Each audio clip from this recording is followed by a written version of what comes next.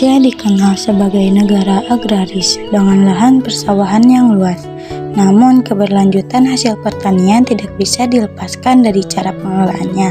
Dalam proyek ini, kami melakukan observasi di kawasan persawahan untuk mengkaji potensi, permasalahan, serta rancangan pengelolaan sumber daya alam agar tetap berkelanjutan. Lokasi observasi kami berada di kawasan persawahan di Kabupaten Karawang, Jawa Barat. Wilayah ini merupakan salah satu lumbung padi nasional dengan sistem irigasi yang mendukung ribuan hektar sawah produktif. Kawasan persawahan memiliki potensi besar sebagai penghasil beras, komoditas utama pangan di Indonesia. Selain padi, lahan sawah juga bisa ditanami palawija saat musim kemarau. Sistem irigasi yang baik mendukung kesuburan tanah, kehidupan petani, hasil pertanian, hingga aktivitas ekonomi lokal. Semuanya tergantung pada pengelolaan sawah. Namun, kawasan persawahan juga menghadapi sejumlah masalah. Kekeringan pada musim kemarau sering mengganggu aktivitas produksi. Alih fungsi lahan sawah menjadi perumahan atau industri mengurangi luas lahan produktif. Penggunaan pupuk kimia dan pestisida secara berlebihan dapat mencemari tanah serta air. Selain itu, harga gabah yang fluktuatif membuat petani sering mengalami kerugian. Dalam bidang ekologi, solusi yang dapat dilakukan adalah meningkatkan penggunaan pupuk organik, memperbaiki sistem irigasi agar lebih efisien, serta mencegah alih fungsi lahan sawah produktif. Diversifikasi tanaman juga dapat menjaga kesuburan tanah. Di bidang ekonomi, penguatan koperasi tani dapat membantu petani mendapatkan harga yang lebih adil. Selain menjual beras, masyarakat bisa mengembangkan produk olahan hasil pertanian. Pengembangan agrowisata berbasis sawah juga bisa menambahkan pemasukan masyarakat. Sementara itu, dalam bidang sosial, edukasi tentang pertanian berkelanjutan perlu digalakkan sejak dini. Kerjasama antara pemerintah, sekolah, dan masyarakat petani penting untuk menjaga ketahanan pangan dan kelestarian lahan. Kawasan persawahan memiliki potensi besar sebagai lumbung pangan. Namun, tantangan seperti alih fungsi lahan, pencemaran, dan masalah ekonomi petani harus segera diatasi. Dengan pengelolaan yang memperhatikan aspek ekologi, ekonomi, dan sosial, lahan sawah dapat terus produktif dan berkelanjutan bagi generasi mendatang.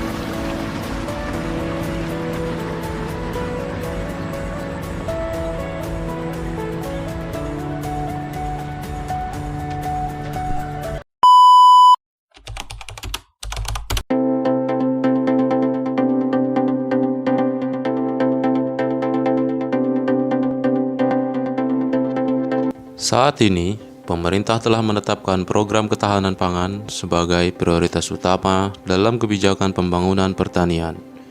Dalam program ini mencakup usaha-usaha untuk meraih kembali swasembada pangan yang pada tahun 1984 berhasil dicapai.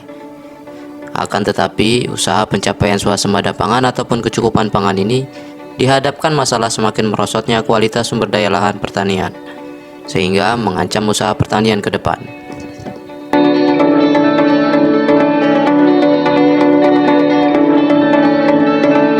Tidaklah berlebihan ungkapan bahwa Bumi ini bukanlah warisan nenek moyang kita, namun merupakan titipan anak cucu kita mendatang, yang mengandung makna kita mempunyai kewajiban untuk mengelola dan memelihara bumi dengan sebaik-baiknya.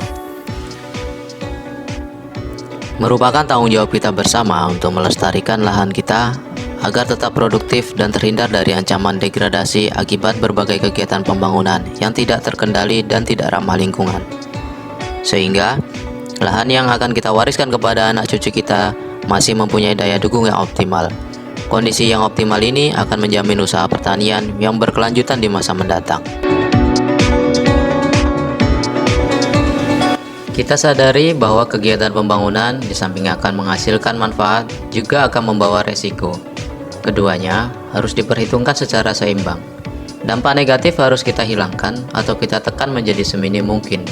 Kegiatan pembangunan yang berpotensi menimbulkan dampak terhadap degradasi lahan antara lain kegiatan deforestrisasi, industri, pertambangan, perumahan, dan kegiatan pertanian itu sendiri.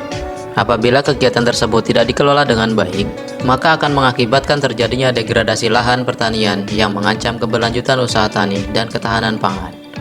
Oleh karenanya, dalam kegiatan pembangunan hendaknya harus dipikirkan keberlanjutannya di masa mendatang.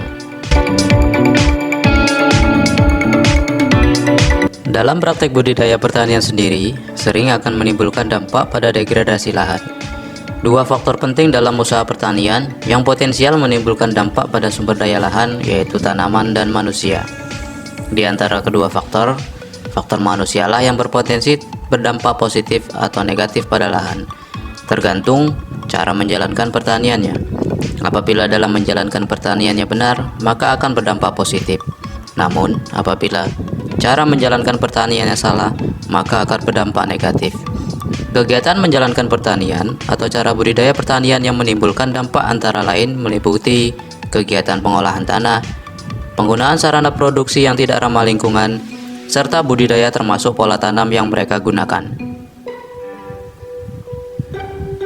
Peran serta semua pihak akan menentukan nasib pertanian Indonesia ke depannya, baik masyarakat maupun pemerintah.